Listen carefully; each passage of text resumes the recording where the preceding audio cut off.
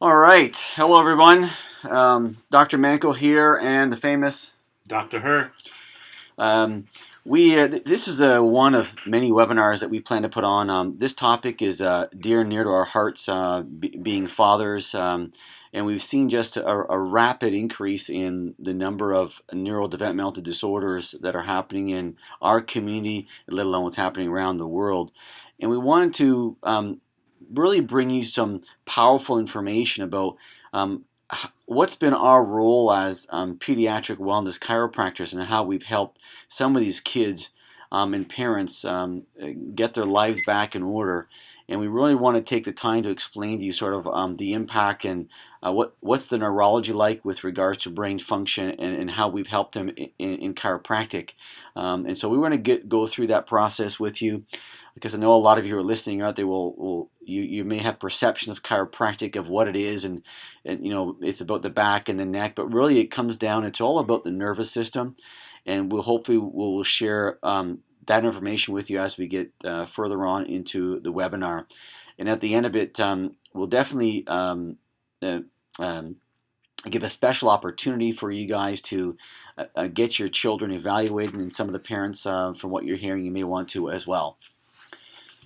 So as I mentioned, we are, first of all, we are husbands and dads. I graduated from Logan Chiropractic College in 1992. Dr. you graduated? A while ago at 2006. 2006. Right now, we're just completing our pediatric certification right now, so we're just gathering up some research data to finish off that certification. We've been together practice 28 years in a family wellness chiropractic setting, where we've really helped thousands of families and kids reach their potential. I just recently published a case study on ADHD and anxiety that's now in the peer-reviewed journals as well, so I've been excited about bringing that to light as well. And we strongly believe that we are really all born to be extraordinary, and your health is your best asset, because without our health, everything becomes affected. So that's kind of our belief systems, and so we have to get a better understanding of what health is and what the impact will be on the brain and autism in this particular webinar. So that's me and my kids on the left, and my wife, and Dr. Her. How old's your young one now? 7 months. Yeah, it flies by. Time is just flying by. It's flying by. And it took her about 2 months. So this is our why. This is why, because we are dads. We see what the potential of these kids are, what they can be. And sometimes we know that there is an interference somewhere that can prevent these kids from really expressing their full potential. And we'll get through that in this webinar. So one of the things that we want to let you know, for some of the information that we will share tonight, some of it might not be new, but we want you to understand that we're going to look at this same information through a different lens. And also for some of you, this information might be really new. So if we look at the current health stats that are out there regarding the children's health, we're looking at kind of the big things such as asthma. 1 in 10 kids now being diagnosed with asthma. ADHD, 1 in 9 kids being diagnosed with the ADHD. This is actually the most common drug prescribed in that age group. It's actually the same class as cocaine. And then there's mental illness. So 1 in 5 kids. So 20% of our kids are suffering from mental either anxiety or depression type of issues. And why is this important? Well, you know what? Over the years, there's been a change if we look at the health of our children. And these things, asthma, ADHD, autism, mental illness, they've increased, and they've been kind of been tucked under the rug, because our focus from the media has been on things like swine flu and H1N1, and yes, those were serious things, but I think the rates of the people getting those illnesses, getting sick and suffering with them was 1 in thousands. But now we're looking at 1 in 10 kids and 1 in 9 kids. So we have to actually acknowledge that this is what's really going on nowadays. And I'm starting to wonder, why is this not being recognized as the new epidemic, the new health problem that we're seeing with children? Maybe it's because there's not a quick answer, there's not a vaccine, or there's not a drug that we can give children with autism where all these symptoms can be kind of taken away and cured. So as I talked about the new epidemic, now let's look at the numbers and what the numbers are telling us, because right, numbers don't lie. The cases of autism: 1975, 1 in 8,000 cases; 2008, 1 in 88 cases; 2013, now we're into 1 in 50, especially males that are being diagnosed with autism. And in Korea, we're seeing 1 in 38. So that's 3% of all kids. And sometimes one of the arguments we hear about this is, well, maybe it's because, Dr. Mankal, we're diagnosing this more, we're seeing this more. But this does not explain the 100% increase in the rates of autism. Or maybe it's genetics. Well, if it's genetics, where are the 1 in 50 grandparents that have autism? So we have to look at this as the new epidemic, and we've traded in measles, mumps, rubella for really autism. So the workshop itself is entitled The Perfect Storm, and so let's talk about what the perfect storm is. The perfect storm is an event, a combination of circumstances resulting in a challenging outcome. So our kids currently are facing what we like to call these 3 stressors. We call them the 3 T's: toxins, thoughts, and traumas. And we're going to get really into the specific of what these break down for the kids in our community. But what I want you to think about when you think about the word subluxation, I want you to think stress. I want you to think interference in the nervous system, irritation in the nervous system, inflammation in the nervous system. So physical stress. So what are the first physical stresses that our kids are facing? And we're not actually thinking about. Number 1 is in-utero constraint. Okay, so this is happening with the positioning of the baby, positioning of the fetus in the womb. So we're seeing, moms coming into our office presenting, they had a checkup done, that they're in breech position, and then the next one is the actual birth trauma. So things such as forceps being used, vacuum, cord wrapped, a C-section. Those are, especially in an emergency case. This is what, the physical stress is what we really help find and locate. And this is the thing that's not being talked about, not being addressed, that these physical stressors that these children are undergoing. So childhood falls, the average child falls over 1,000 times in the process of learning to walk. Car seats, these bouncy seats. So here's a little video to kind of, illustrate some of the stressors that maybe we don't think about are stress in a physical realm on children.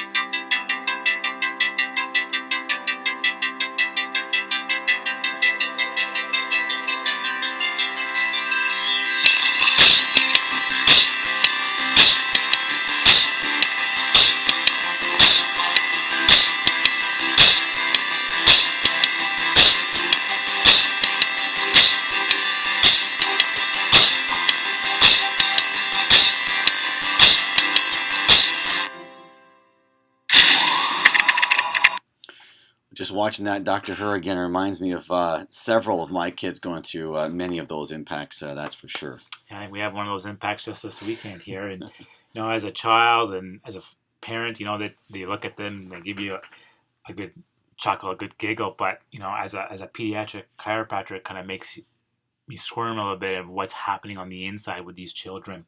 So the second T that I want to talk about here is toxins, right? The chemical stressors that these children face. And there's a lot of information that we're going to go over here today, and we could spend 4 hours to 4 days on just one of these T's, but we want to get you some information quickly. So we're talking about the processed foods, sugars, grains, these dairy-based diets, and that's why now these things like GAPS and DAN protocol that really specifically address these things.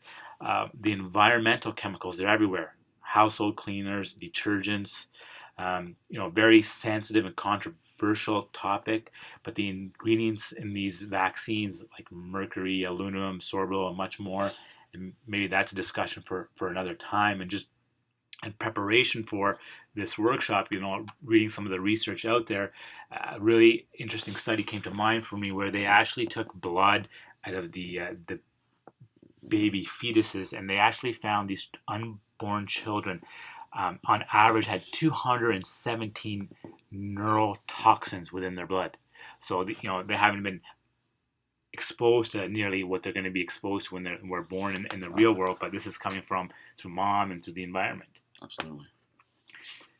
The next one is the thoughts, the third T, the mental emotional stressors that these children are being with, and they actually start right at the beginning, because if they're suffering from a stressful, fear-based pregnancy, mom's emotions are going to be passed on and reflected onto the baby. Stressful, forced emergency deliveries, NICU stays, fast-paced, high-stress life, which is very common with their work schedules and social schedules. Getting labeled can be stressful for some of these children as well. And this is a big reality that we face nowadays, bullying, right? And this is all prevalent in today's society. And one of the things that comes to mind when we're talking about this is one of my patients where they had a boy who was diagnosed with autism, and the doctors told her, said, what, this is genetics, you should stop having children. And that it really deterred them from it. And then based on conversations that we had and encouragement and speaking to other people, well, they decided to have another children. Just this past August, they had another baby boy who is not autistic. So let's talk about what's become now the new normal. What makes up the perfect storm? So what makes up this perfect storm is this pattern, these circumstances, these things that happen over a period of time to lead up to these things. So on the left here, these are the sequences, the events that happen. And on the right here are what happens over the period of time, and these diagnoses that these kids are getting, whether it's autism, ADHD, OCD. So let's start with first. The very first thing is the fear-based pregnancy. So pregnancy has now become not a happy event. They're doing these tests, ultrasounds, and they're looking at you, and they're looking at moms, and they're telling them, this doesn't look right, this doesn't shape, this shouldn't be here. So what we've done, we've already started to stress mom out. This the thing that I hear from moms is they get gifted is that book, What to Expect When We're Expecting. I flipped through that book. That is a novel written by Stephen King. It's a scary. It talks about all the things that can go wrong, and it's just moms are coming in and say, I read about this, Dr. Her, and this can happen. And yeah, it's a reality, but it just puts them into this fear-based physiology. And the next is, birth injury. What's happening in these traumatic births, especially in the C-section. We're looking at the stats. Well, the World Health Organization says that C-sections, they should make up about 10 to 15%. And you know what? In an emergency, they can save a life, maybe even two. But some of these hospitals now, their goal is to get C-section rates up to 50% minimum. Okay, so what happens in these forceps and vacuum deliveries and C-sections? There's these misalignments that happen in the spine, which we call subluxation, which we're going to get into more detail. But looking at the kids that have come through this office, virtually 90 to 95% of these kids have had this happen in the birth process, and this is where the perfect storm starts to brew. This is kind of the first strike against where they start to develop that physical stressors. Then what happens is they get colicky, there's poor sleep, then they're getting these chronic ear infections.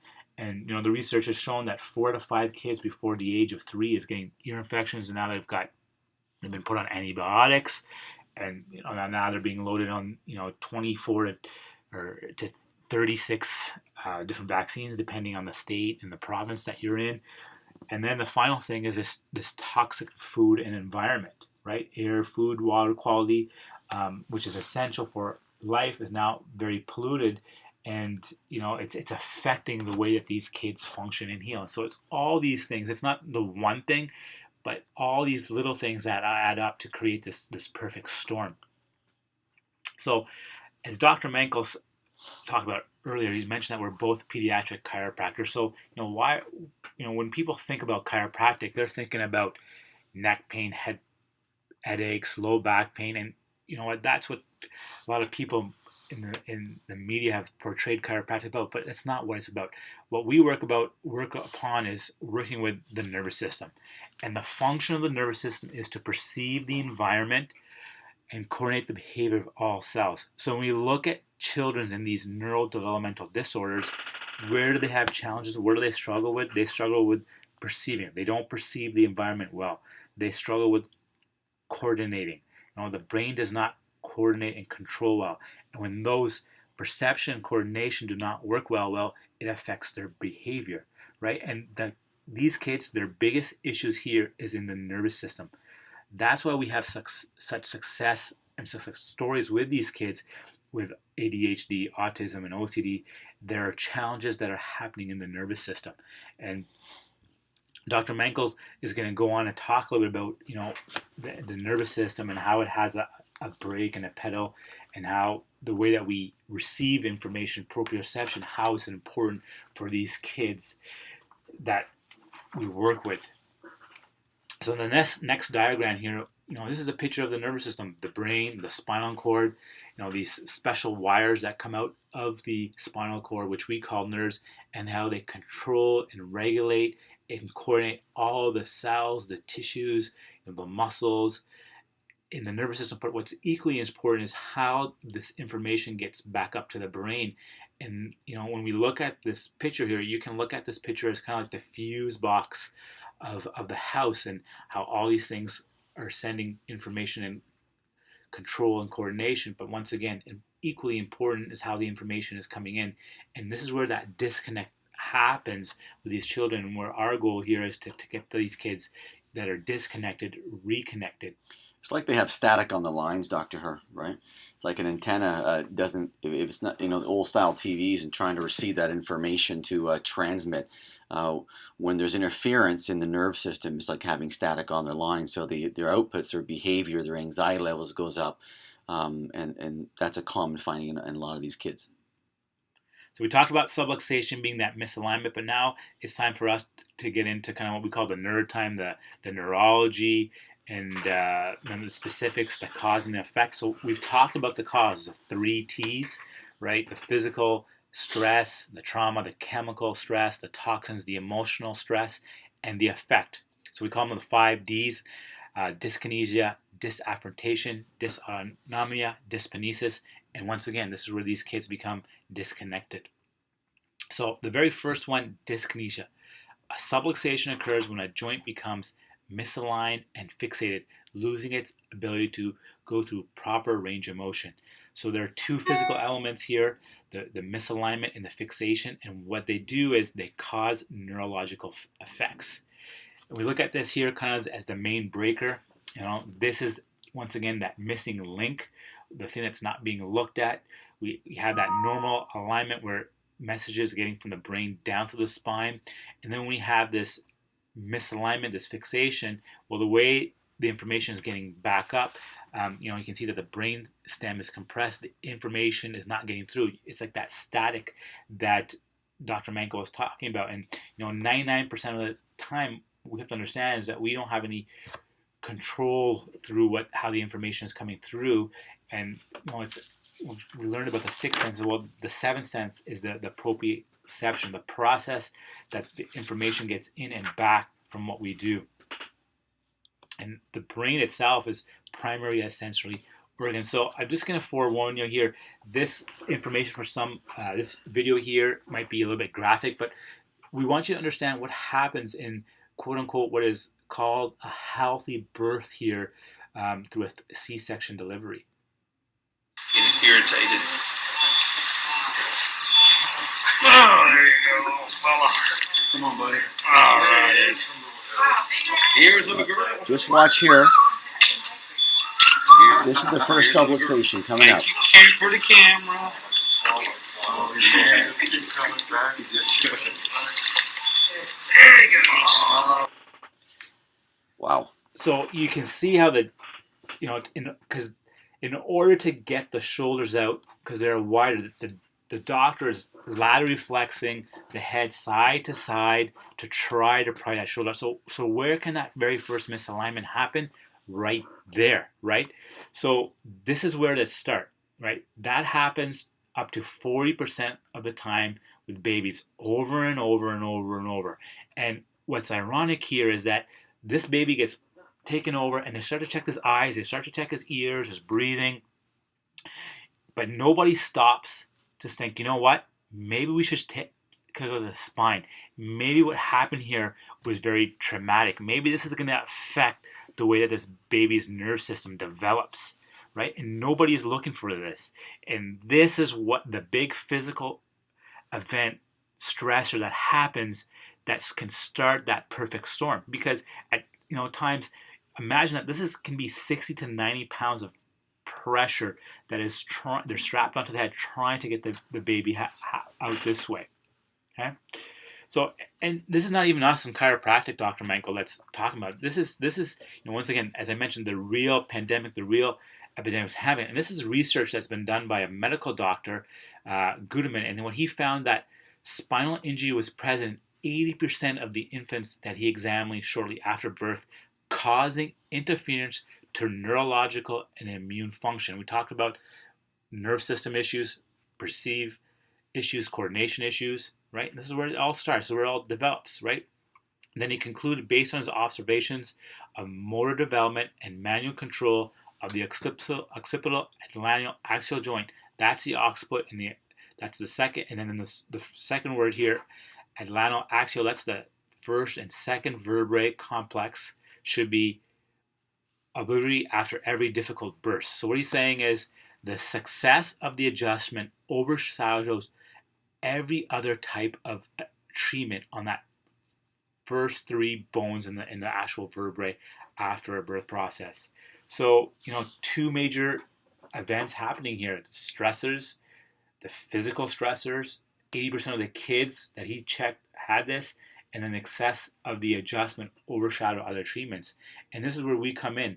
And you know what? Yes, we've seen some amazing, changes with kids with autism and ADHD, but what we really would like to do is check these kids so they don't get to that point, so that this perfect storm doesn't start. And I know over the years, and a personal experience, we had in our first child a horrible, stressful pregnancy, right? It started with, my wife's boss left for a new position, so she had to take the reins for a while. So it's not typically what you want in your 7th and 8th month of pregnancy. Very stressful, demanding job. And then we lost. My wife lost her grandmother, who she was very, very close to, virtually, 7 days before the quote unquote due day. So this put her into this very stressful, and fight or flight response, which Dr. Mankal is going to get into. And it just led to a very stressful physical traumatic event. And fortunate for my son, I was there, an hour after his birth class to give him his first adjustment to just try to unwrap and make sure that he wasn't going down this path of the perfect storm. So, Dr. Mankal, I'm going to get you to kind of take over here and get into the neurology here. Okay, so we're going to get into this is not a simple. We're getting into the science of this misalignment, and it has these typical, that it has four major D's to it. The dyskinesia, this abnormal movement that Dr. Herr mentioned, that leads to something called Dys-afferentation. That's the input from the spine up into the spinal cord, up into the brain itself, and so that altered input controls the altered output. There's, besides the 5 sense that you guys know about, there's also 2 more. There's the movement sense, another word for that's called proprioception. There's one called the bad motion, which is nociception, which is just abnormal motion that creates a stress response in the body. And then there's this balance and coordination that comes from what they call the vestibular apparatus in the middle ear. So these are areas that are sensors that feed up into the brain, and when there's subluxation, that subluxation alters movement, alters the signaling of those senses up into the brain. It alters the normal communication system. And when we alter the normal communication, the output that you're going to see in your children are altered behaviors and altered motor responses, from poor balance to poor posture to anxiety.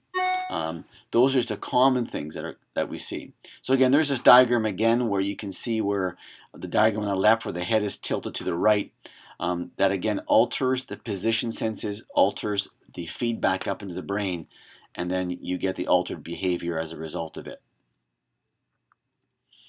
So proprioception, that we are well aware that 60% of the position sense actually comes from the spine.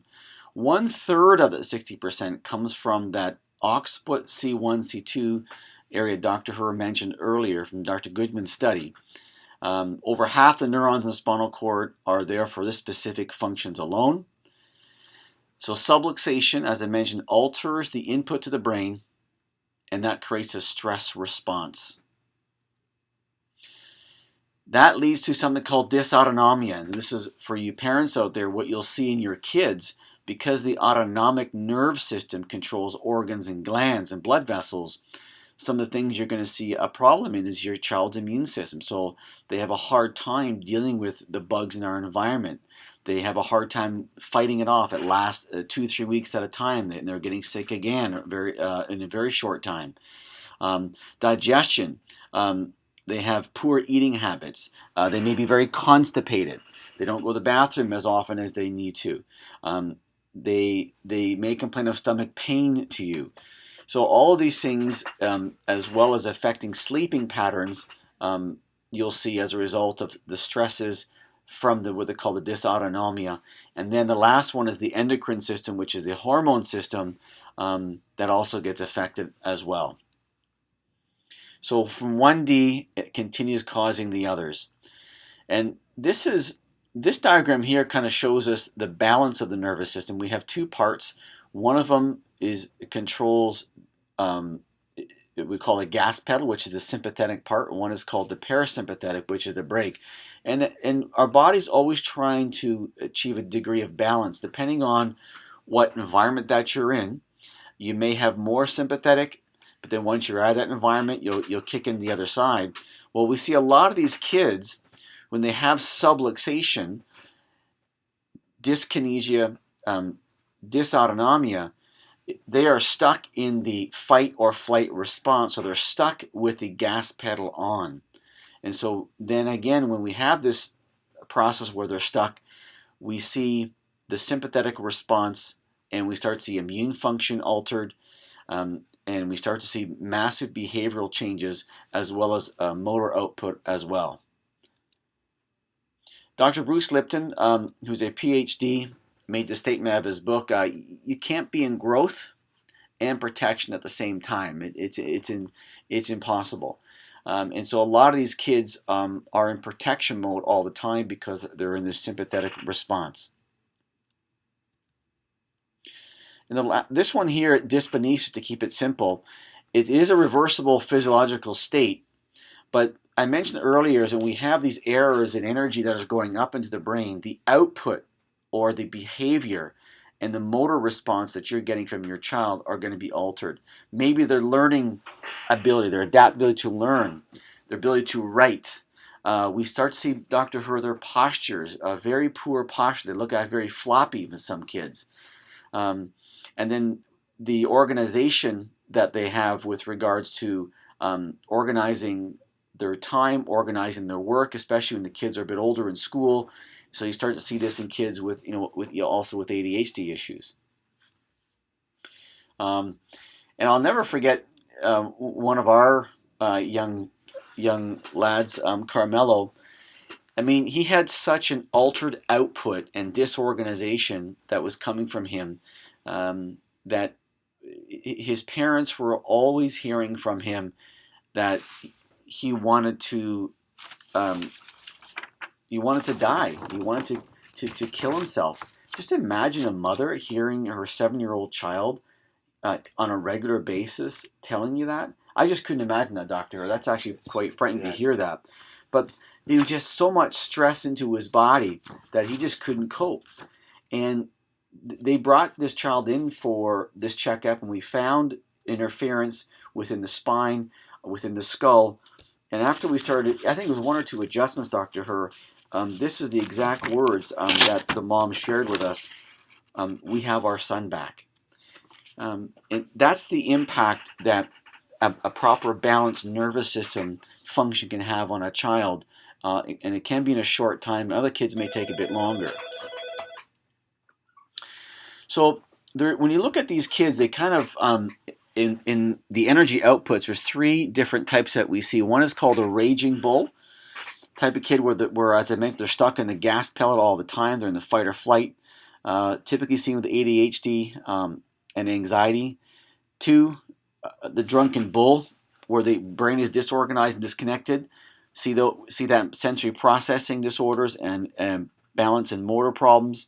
And the third one is a drunken raging bull, where they're stuck on the gas and they're disorganized. And this is where the autism spectrum comes into play here. We all see this in kids with epilepsy as well. And again, these are more of the altered behaviors, the output as a result of subluxation, putting stress in the nervous system. And this is the sad part, and this one is quite disturbing, this slide, but this is our reality. This is the world that we live in today. When there's enough stress on the nervous system and that they cannot perceive their environment, this thing leads to these kids being disconnected or want to be disconnected from the world. And that it's a horrific picture, but this is the reality, Dr. Herr, that we live in today. And it's very, very sad. And so this is why we are so passionate about making sure that we get this message out to helping more of these kids, because it could be the difference between a life filled with joy and abundance or a shortened life. So again, where it all starts in the NICU. So we see a traumatic birth process happening where they're monitoring vital organs into the body, and that whole stress response is where this starts. Bye, Aunt Kristen. Evan.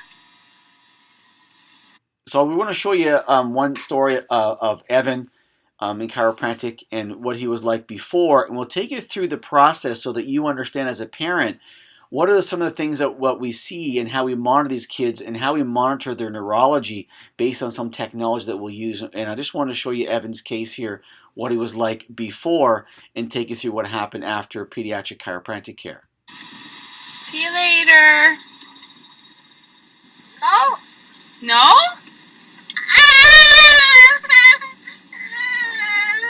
Did you have fun? Did you have fun? Yes? Yes? Do you love Aunt Kristen? Say yes. Yeah? What? Bye, Aunt Kristen.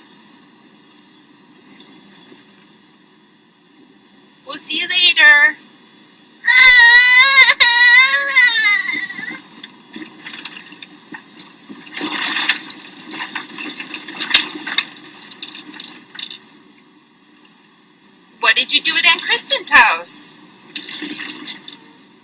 you do? Did you play? Did you splash in puddles? Did you wear your boots? Huh? So you can see with Evan's case how he's just kind of locked into his own world. We weren't getting a lot of responses from mom, no matter what she did there. Felt very frustrated to try to even respond to mom. And this is typically what we see a lot in an autistic case where they feel like they're locked in their own world in there. So here it is here, some of the technology that we can use called thermography. We run this really non-invasive scan. It measures abnormal temperatures and heat readings from the spinal nerve system. And you can see the top graph, you can see a lot of the reds there, and the energy outputs down below. So again, with autism, he was mostly nonverbal with them, maybe 3 to 5 words, unable to follow directions, not a lot of eye contact, very emotional, very disruptive. Not a great sleeper, and again, very poor interaction, which is very common with these kids with autism. So that's when he started care, and this here was after his second and third scan at 12 and 24 weeks later, where things start to really shift. On the scan on the left, you'll start to see it's more so only on one side. We call that the brain is kind of reconnecting. And now above on the right scan, we'll see a scan where pretty much come into balance everything above the GI area. So the area where you're still seeing red and blues, that's the area where the gastrointestinal and part of the immune function is still being affected, but everything else above is starting to clear up. So the results were amazing. Starts speaking full sentences in 2 months. He's exploding with developmental speech, sleeping better, behaving better. He's potty trained. He's never sick. He's almost back on track. Hey, Here smiley he is again, boy. 10 months later. What do you have? Hi, my name is Evan. Yeah, your name's Evan. And how old are you going to be, Evan? 4. When are you going to be 4? Until I'm 17. Oh, yay. What do you have on your face? I have dimples. You have dimples? I have dimples. I know how to use them.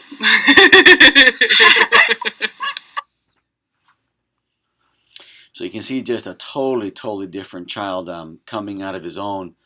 And so this is the reason why we do what we do. We want to really bring light, that the missing piece, I think, Dr. Herr, in the puzzle for people where you've done different therapies and you may have seen some good results there, but something is still missing or you haven't. So we can't just leave here with not sort of at least making available to you a really special opportunity.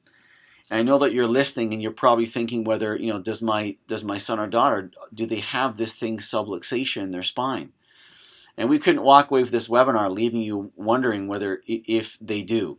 And so we wanted to be able to make sure that they get an opportunity to get this nervous system checkup. And I know that, Dr. Herr, obviously the listeners, it could be anywhere, parts around the world. There are some pediatric chiropractors who have been trained to helping these kids. We're more than happy to find someone who is available for you. And some of the parents out there as well may be wondering whether you may have subluxation affecting your nerve system. So again, we couldn't walk away with just hoping that you'd find out, but we definitely want to leave you with this special opportunity. And for anyone who's listening to this webinar and they wish to either get their son or daughter checked or yourself checked, normally these examinations are $97. We're going to make sure that's available. If you mention this webinar, you're going to receive a $50 savings toward the complete assessment, either for you or for your child. And so that's what we wanted to leave you with, to making sure that you have this opportunity, because it could be just the biggest difference between living a life where you're not really reaching your potential, and either having developing chronic illness or disabilities and not realizing that you could have been checked and we could have been helped. Our main purpose is to do this evaluation to see whether you have subluxation, and if you do, lay out some recommendations of how do we correct it so you can optimize the function of the nervous system in your body the way that you were born. So that's the end of the presentation. Hopefully we've shed some light on this for you in looking at that one piece that you're missing. And we look forward to seeing you and referring you to places where you can get these checkups done. Anything else, Dr. Herr? No, I think we went over a lot of information once again in a very short period of time, and once we want to leave you with that opportunity. And no, I enjoyed this, and I hope that you guys found some valuable content here today. Thank you so much. Again, you can reach us via our website at www.barrhavenwellnesscenter.com. barrhavenwellnesscenter.com. Thank you, and bye for now.